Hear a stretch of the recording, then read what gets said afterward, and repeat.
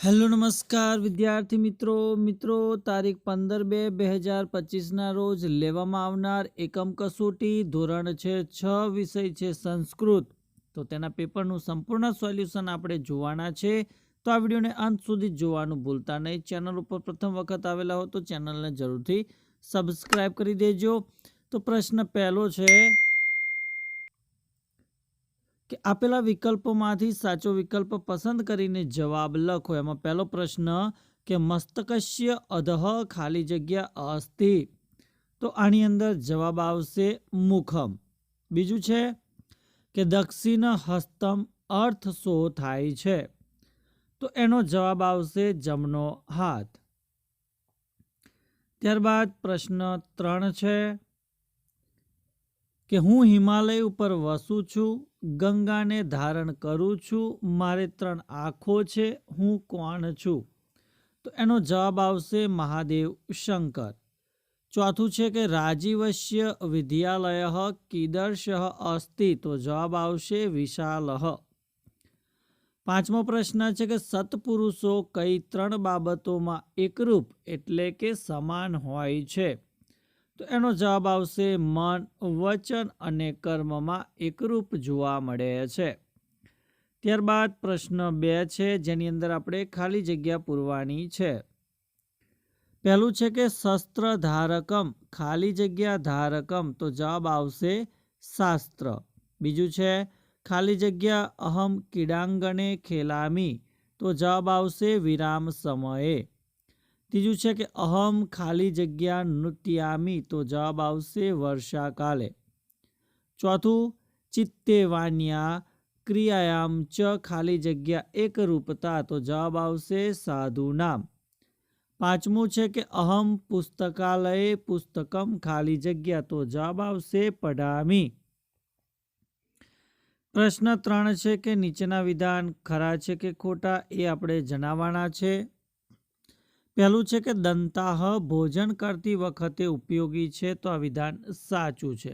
બીજું વિધાન છે કે બાલાહ यूयम ત્વરિત ભ્રમત, તો આ વિધાન ખોટું છે। ત્રીજું છે ભારત માતુઃ હસ્તે દ્વિવર્ણ ધ્વજ અસ્તિ, તો આ વિધાન ખોટું છે। ચોથું રાજીવના વર્ગ શિક્ષિકા બહેન સંસ્કૃત ભણાવે છે, તો આ વિધાન ખરું છે। પાંચમું ભરતમ ભરતમ ભવતુ ભરતમ, તો આ વિધાન પણ ખોટું છે। ત્યારબાદ પ્રશ્ન 4 છે કે નીચેના પ્રશ્નના એક વાક્યની અંદર ઉત્તર લખવાના છે કે કેશાહ કુત્ર સંતિ, તો કેશાહ મસ્તકે સંતિ। પ્રશ્ન 2 છે કે કહ જલાશયે તરતી, તો જવાબ આવશે પ્રવીણઃ જલાશયે તરતી। ત્રીજું છે કે ભારત માતુ ઉત્તરે કિમ અસ્તિ, તો ભારત માતુઃ ઉત્તરે હિમાલય અસ્તિ। ચોથું છે કે વિદ્યાલયસ્ય આરંભઃ કદા ભવતિ, તો વિદ્યાલયસ્ય આરંભઃ 11 વાદને ભવતિ। પાંચમું છે કે સજ્જનાનામ કસ્મિન વિષય એકરૂપતા વર્તતે, તો સજ્જનાનામ મનસી વચસી કાર્યે ચ એકરૂપતા વર્તતી। પ્રશ્ન 5 અ છે કે નીચેના શબ્દોના સમાનાર્થી શબ્દ લખવાના, તો ખાદામ એનો સમાનાર્થી શબ્દ આવશે ભક્ષયામઃ, શાસ્ત્રમ એનો સમાનાર્થી શબ્દ આવશે જ્ઞાનમ વિદ્યા, પીકઃ એનો સમાનાર્થી શબ્દ રહેશે કોકિલઃ પરભૃતઃ, શ્રોતમનો સમાનાર્થી શબ્દ રહેશે કર્ણઃ। ત્યારબાદ પ્રશ્ન 5બ કે નીચેના ગુજરાતી વાક્યોનું સંસ્કૃતમાં અનુવાદ કરવાનું છે કે હું ગુજરાતમાં રહું છું, તો અહમ ગુર્જર રાજ્યે વસામી। બીજું પુસ્તક જ્ઞાન આપે છે, તો પુસ્તકમ જ્ઞાનમ યચ્છતિ। 5ડ છે કે સંસ્કૃત શબ્દનો સાચો અર્થ શોધવાનો છે, જેમ કે સર્વાંગમ, તો જવાબ આવશે બધા અંગો, અને નાસિકા, તો એનો જવાબ આવશે નાક। તો વિદ્યાર્થી મિત્રો આ હતું ધોરણ 6 ની અંદર વિષય સંસ્કૃતનું એકમ કસોટી આધારિત પેપર અને તેનું સંપૂર્ણ સોલ્યુશન. તો આ વિડીયો તમને ચોક્કસ ગમ્યો હશે તો વિડીયોને લાઇક કરી દેજો.